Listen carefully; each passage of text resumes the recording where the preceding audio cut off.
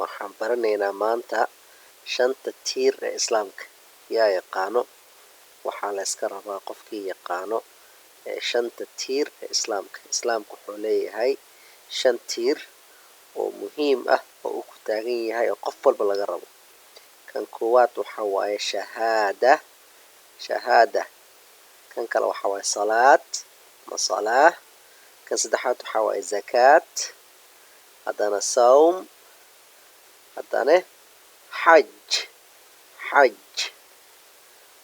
waa shahaada,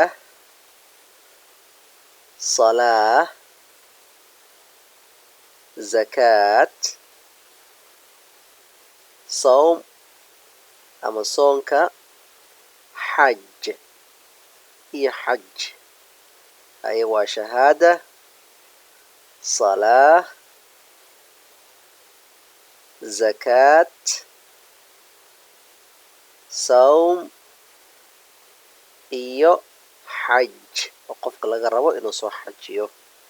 soo marka shahaada waxaa waaye ashhadu an laa ilaaha ila allah wa ashhadu anna muxammadan rasuulullah.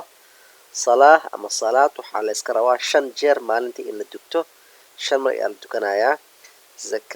zakaat dadka masaakiinta ayaa la siinayaa, dadka u baahan ayaa lacag laga bixinayaa. sawm dadku waa inay soomaan bisha ramadaanka, sawm ayaa loo yaqaanaa oo dadka ay soomaan. iyo xaj oo ah qofka inuu aado Makka oo Sacuudi Arabiya ku taala oo qofku soo xajiyo. soo marka intaas ayaa laga rabaa tiirarka. soo marka waxaa waaye shahaada, ashhadu an laa ilaaha ila allah wa ashhadu anna muxammadan rasuulullah. 5 jeer oo laga rabo salaah inaad dukatid, salaah oo 5 jeer ah maalintii. zakaat oo laga rabo sanadkii inaad bixisid lacag ka tahaysid. iyo bisha ramadaan sawm ayaa loo yaqaana qofka inuu soomo bisha ramadaanka. iyo qofka hal mar inuu soo xajiyo inta uu nool yahay haddii uu awoodo. soo marka waa 5 tiir. haye isbarawey maxaa waaye? shahaada, salaah. maalintii meeqa jeer la dukanaa salaada? maalintii meeqa jeer la dukanaa? zakaat maxaa laga wadaa? yaa la siinaa zakaa ama sadaqa. sawm maxaa waaye? adi ma soontaa?